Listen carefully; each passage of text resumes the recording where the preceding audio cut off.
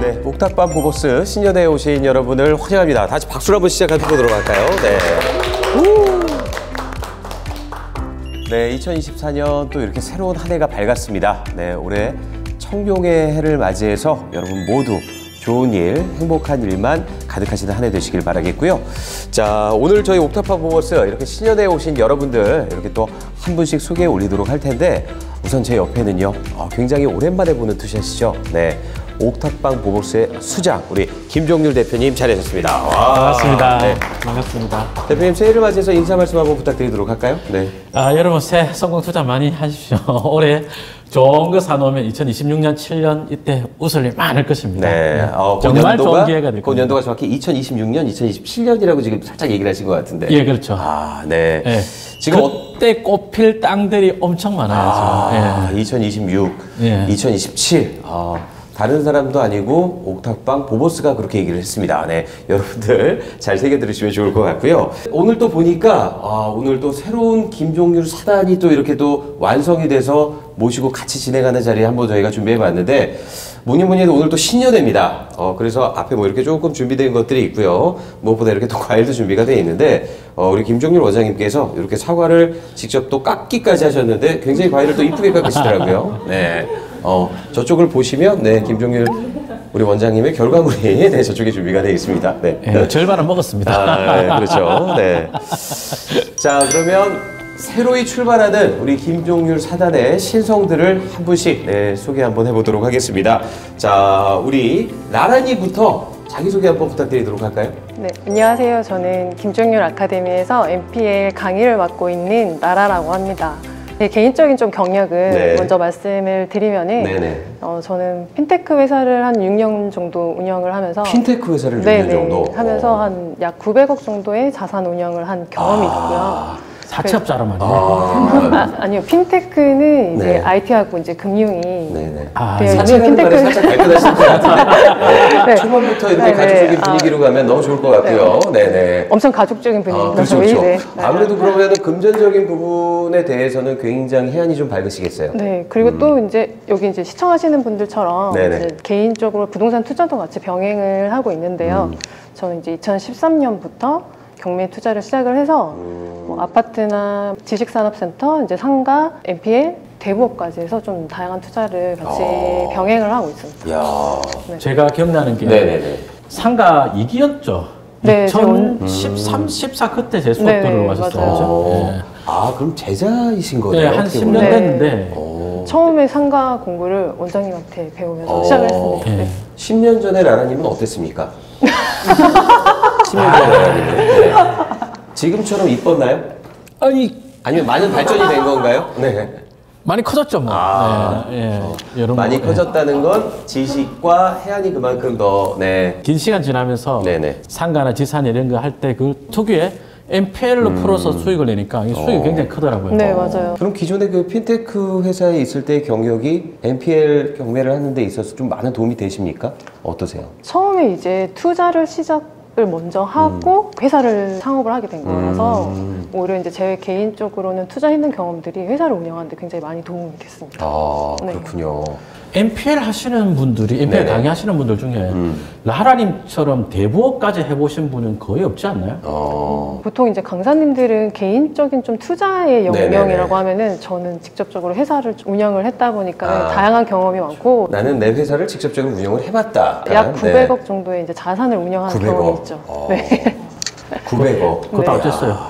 제 돈 아니고 다른 분들의 돈을 운영을 해드린 겁니다.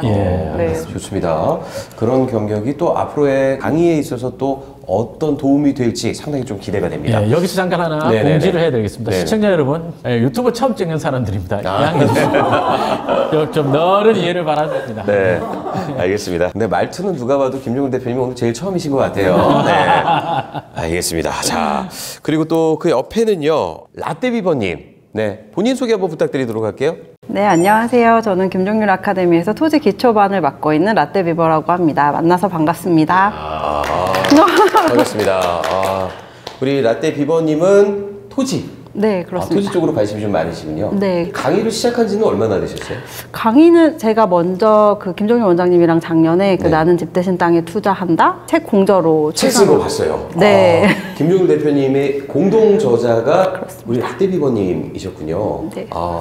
첫 책부터 만 권을 넘기신 분입니다. 야, 이 부동산 불경기에 이 부동산 불경기에 혼자 쓴 게 아니라서. 네. 대단한 분입니다. 토지의 매력은 아무래도 주거형 부동산 같은 경우는 2배, 3배 오를 때 네. 토지는 뭐 20, 30배도 이렇게 거뜬히 또 오를 수 있는 그런 또 매력이지 않습니까? 그렇습니다. 어때요?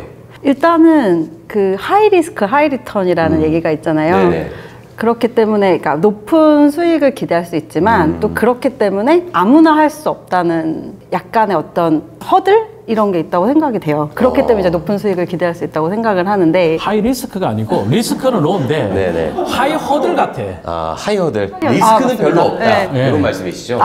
네. 그렇죠. 그렇죠. 뭐 정정하겠습니다. 사실 뭐 리스크 있을 게 뭐 진짜 기획부동산에 속지만 않는다면. 네, 그럼요. 그렇죠? 네. 우리가 땅 어디 사야지라고 했을 때 전제가 무슨 호재가 있는 데잖아요. 네네네. 뭐 지하철이 들어온다든지, IC가 개통한다든지, 신도시가 들어온다든지, 네. 농업진흥구 해제가 될 기대가 있다든지 이런 데인데, 그럼 떨어질 가능성 거의 없죠.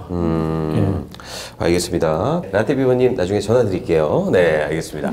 자, 그리고 그 옆에는요, 또 굉장히 또 체격이 좋으신, 훈남 우리 또 남성분이 한 분 앉아 계신데, 자기소개 한번 부탁드리도록 할까요? 네. 안녕하세요. 이렇게 인사드리게 되어 반갑습니다. 저는 김종률 아카데미에서 스터디를 담당하게 된 직장인 투자자 블랙베리라고 합니다. 이렇게 김종률 아카데미에서 존경하는 원장님과 아나운서님과 처음으로 이렇게 만나 뵙게 된 거 영광으로 생각하고, 저는 아파트 경매를 처음으로 시작을 해서 뭐 빌라 그리고 분양권과 같은 주거용 부동산을 먼저 경험했고, 김종률 아카데미에 와가지고 상가, 토지, 공장, 뭐 재개발 물건 같은 비주거용 부동산까지 스펙트럼을 다양하게 넓히면서 투자를 하고 있습니다. 저는 임장 그리고 현장에 되게 강점이 많은 사람으로서 김종률 아카데미에서 스터디 임장 분야에서 톡톡히 한 역할 할 수 있도록 하겠습니다. 박수 한번 부탁드리도록 하겠습니다. 아니 뭐 어디 선거 출마하세요? 약간? 뭐 어느 당에 묻혀야 될 텐데. 아니 근데 네. 저는 블랙베리님을 이 자리에 꼭 데리고 오고 싶었거든요. 네. 제 정규 강의도 굉장히 긴 시간 들었지만 물건 분석반, 연수반 하나 안 빠지고 다 들었는데 시간이 지나면서 정말 이렇게 딱 바라는 대로 따라와주는 수강생. 그래서 지금은 어느 동네 뭐 이야기하면은 원장님 거기 공장용지 계획관리 도로 없냐면 그렇죠. 평당 얼마쯤입니다. 굉장히 제가 알기로 행동파라고 또 얘기를 들었습니다. 예. 직접 가서 또 임장도 본인 눈으로 또 직접 답사도 그렇죠. 해보고. 첫인상도 딱 봐도 공부보다는 행동이었고, 예. 답사하는 노하우뿐만 아니라 네. 그 물건을 조사하기 위해서 알아야 될 배경 지식이나 이런 것들이 기초가 많이 되어 있고 또 뭐 조사해야 될지도 잘 아는 분이고 조사하는 스킬도 좋고 그렇습니다. 그리고 얼마 전에 자료조사에서 한번 이렇게 올려주신 것도 딱 보니까 와, 저는 대학교 때 리포트 쓴 것처럼 이렇게 일목요연하게 정리를 굉장히 칼같이 해서 보내주셨더라고요. 그렇군요. 네, 굉장히 부담스럽게. 네. 이번에 재개발 상가 하나 잠금 쳤잖아요. 예, 그렇습니다. 지난주에 따끈따끈하게 하나 원장님이랑 같이 들어갔는데, 뭐 다른 분들 잘 아시겠지만 공시지가와 거의 맞먹는 가격에 아주 급매물을 잘 매수할 수 있게 되었습니다. 네. 다 원장님 덕입니다. 제대로 배워서. 좋습니다. 네. 아니 근데 그 자리보다 더 구린 자리에 네. 매물 나왔는데 난 이번에 잠금 쳤어. 그럼 난 그 주변에 매물 뭐 있는지 난 그거 안 보거든요. 네. 야, 근데 통을 딱 보냈는데 기분이 너무 좋은 거예요. 그런 그 느낌이 사이에 좀 그 드셨어요? 정비구역 진도 하나 나가버렸거든요. 그러면서 금액이 많이 올랐어요. 그죠? 네. 우리 작년 7월에 6월에 그때 계약하고 네. 멜로인이 그 환지 도시개발구역에 대한 좀 이해가 필요한 게 있는데 네. 그게 좀 복잡했어요. 싹 다 해결하고 잔금을 이제 굉장히 6개월 만에 잔금 치더라고요. 6개월 넘었죠. 6개월 넘게 잔금 치고 했는데 굉장히 그 사이에 이제 그렇게 많이 오른 거죠. 어쨌든 뭐 이렇게 배운 것뿐만이 아니라 배운 걸 또 직접 행동해서 이렇게 또 옮겨보는 투자까지도 이렇게 직접 해보셨기 때문에 남다른 본인만의 또 노하우와 스킬들이 좀 있을 것 같아요. 그죠? 네. 천천히 이따 이야기 좀 풀어주시길 바라겠고요. 자, 이렇게 저희가 또 2024년을 맞이해서 우리 김종률 사단의 신성들과 함께 오늘 또 신년에 자리하고 있는데요. 무엇보다 우리 구독자 여러분들 그리고 우리 시청하시는 분들께서 또 가장 궁금할 사항 중에 하나가요. 대표님, 예. 2024년 부동산 전망은 어떨지에 대한 부분입니다. 상가 투자라든지 상권 분석의 달인이시니까 네. 토지도 마찬가지고. 토지도 넣어야지. 네. 그렇죠. 네. 고상철하고 많이 다니더니 네. 자꾸 고상철만 생각하는 것 같아요. 네. 여기 있지 않은 분은 언급을 안 하도록 할게요. 네. 여기서는 김종현 대표님이 최고입니다. 네.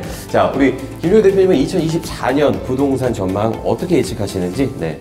이제 뭐 26년, 27년 내다보면은 굉장히 많이 오를 것 같은 것들은 싸게 살게 될 것 같아. 네, 그러니까 24년만 내다보면 별로 좋지 않죠. 네네네. 금리 떨어질까요?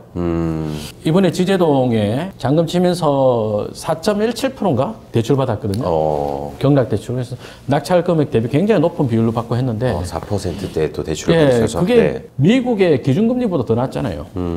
지금 우리나라 기준금리 3.5인데 나는 이 금리 수준에서 그렇게 많이 떨어지지 않을 거다, 대출금리가.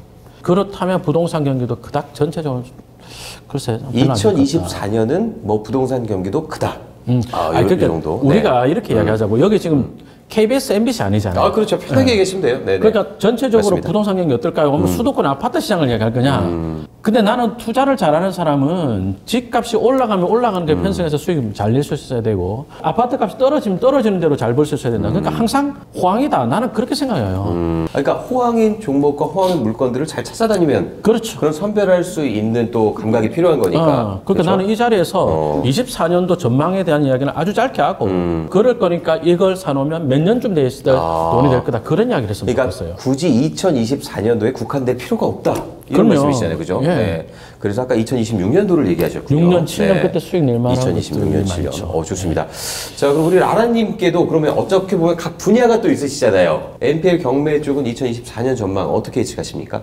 NPL 시장이 2015년부터 2022년은 NPL 부실채권 추이가 굉장히 낮았었는데 그때는 시장이 굉장히 좋았기 때문이고요. 최근에 이제 언론에서 통해서 많이들 접하셨겠지만은 이미 경매가 한 약 9년 정도 만에 사상 최대치라고 이제 기사가 나오고 있거든요. 경매 건수가 많아지는 게 이제 부실채권으로 인해서 많아지고 있는 거예요. 그래서 시장은 불황기이지만 그렇죠. 이럴 때에 오히려 이제 경매나 NPL 투자하기는 훨씬 더 좋은 시장이거든요. 그러니까 이제 뭐 이게 뭐 주거형이냐 투자형이냐에 따라 조금 다를 수도 있겠지만 저도 궁금한 게 그거예요, 사실. 지금 어떻게 보면은 이렇게 그 고금리로 인해서 견디지 못하고 물건을 또 던지는 물건들이 있잖아요. 네. 이런 걸 또 잘 잡게 되면 지금이 또 기회가 아닐까 그런 그렇죠. 생각도 네, 드는데. 원래 불황기일수록 네. 경매나 이제 NPL하기 약간 좋은 시장이라고 말씀드렸지만은 이 결국에는 아까 원장님께서 얘기하신 대로 불황기는 불황기대로 그리고 또 이제 호황기는 호황기대로 투자할 곳은 굉장히 많이 있거든요. 이제 그런 거를 이제 김종민 아카데미에서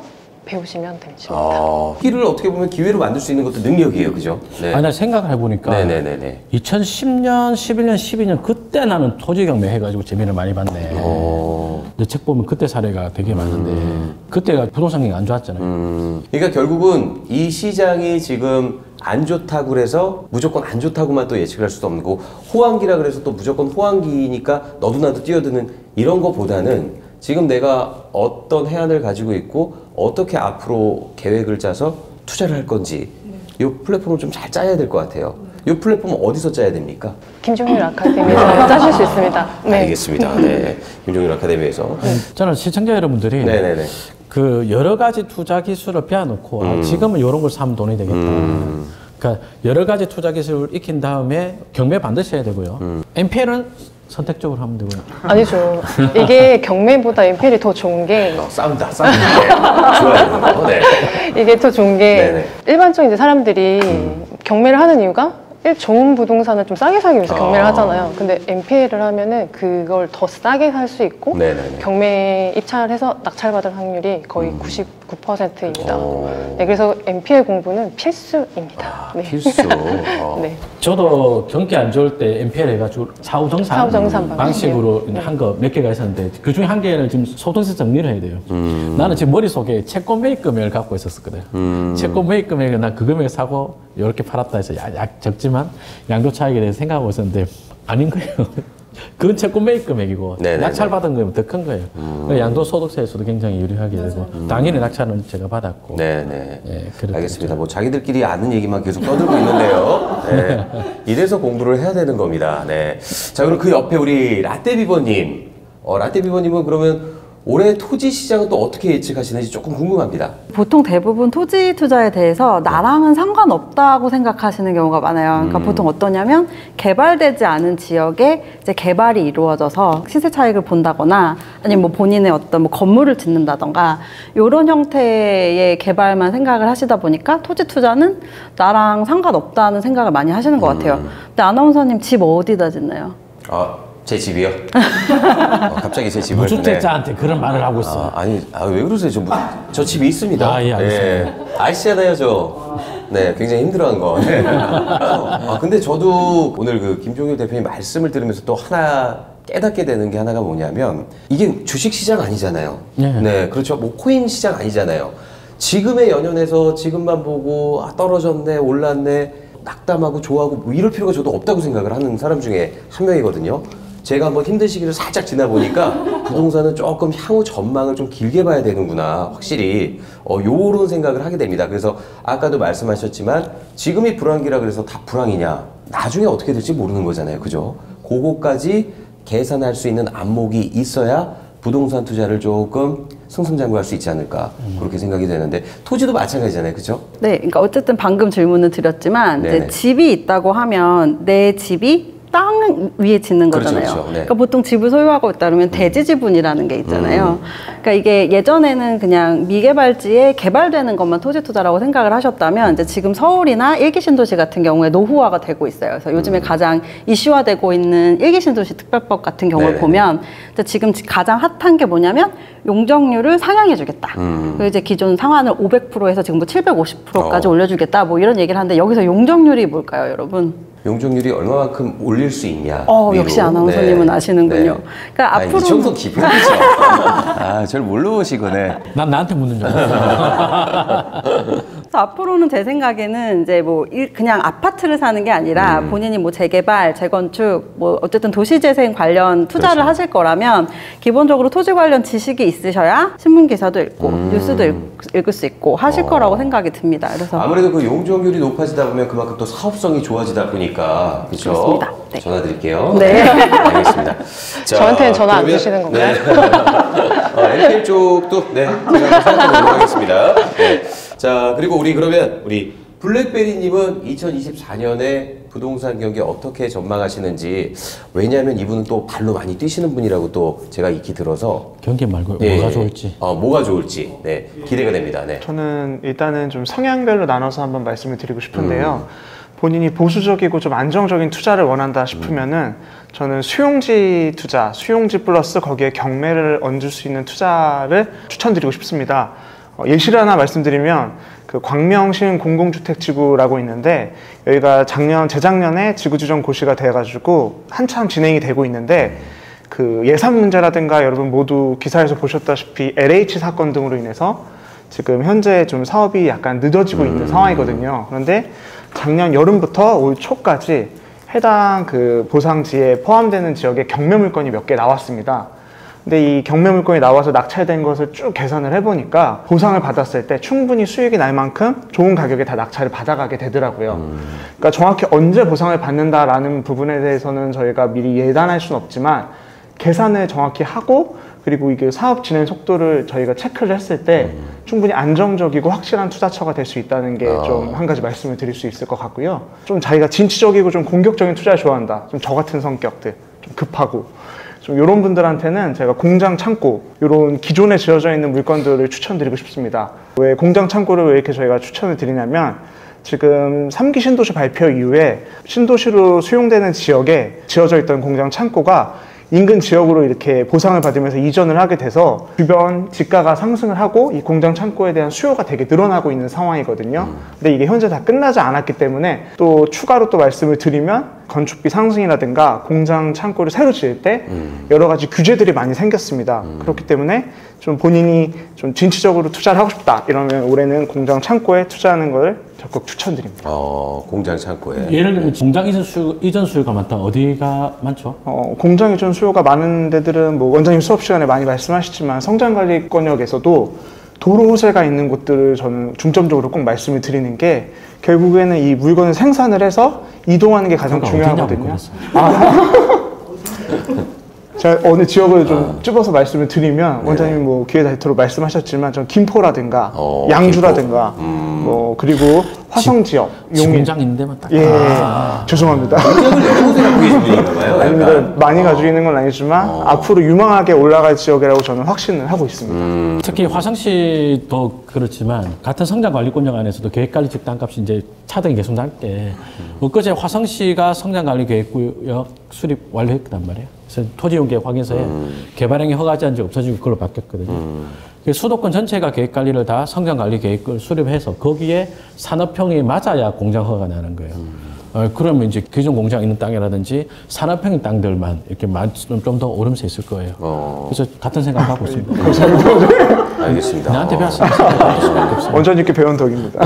네. 굉장히 뿌듯해하고 계시는 김종일 대표님과 함께하고 계십니다. 네. 광주 초월 이런 데 창고 공장 계획관리 예. 초월역 대로변에서 좀 들어갔다. 예. 한 6m 도로 접해 있는데 예. 해당 도로 접해 있다. 예. 도시계획도로 말고. 그럼 한 얼마 정도 합니까? 구축으로 기준을 했을 때 거의 300 이하는 찾기 어려운 상황이에요. 300 이하. 예, 300 이하는 거의 찾기 어렵고요. 뭐 녹지 지역이나 이런 데 좀 오래된 거나 아주 좀 뭐 경사가 나쁘다든가 뭐 거의 뭐 폐건물 수준에 있는 데서는 200대를 찾을 수 있긴 한데 멀쩡한 공장 그리고 원장님 말씀 주신 대로 도로에 번듯하게 붙어 있는 거는 4,500대도 매물 상당히 많다고 볼 수 있습니다. 그리고 거래도 돼야 살 수 있다. 예, 그렇습니다. 저분은 원래 뭐 하시던 분이세요? 네. 직장인 투자자입니다. 네네. 원래 뭐 하시던 분이셨는데 저렇게. 회사 생활만 빼고 다 열심히 해요.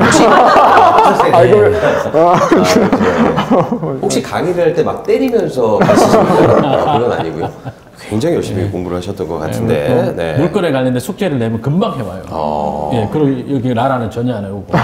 대기도 해요. 제가 딱 이렇게 보니까 우리 대학을 졸업한 후에 은사님 모시고 또 오늘 함께하는 스승의 날 같은 약간 그런 느낌도 살짝 좀 드는데 이렇게 또 장성한 제자들을 보면서 이제 또 장성한 제자들이 또 직접적으로 강의까지 하시는 걸 보니까 굉장히 뿌듯해 하시는 것 같습니다. 우리 대표님. 네. 예, 그렇죠. 네, 알겠습니다. 네.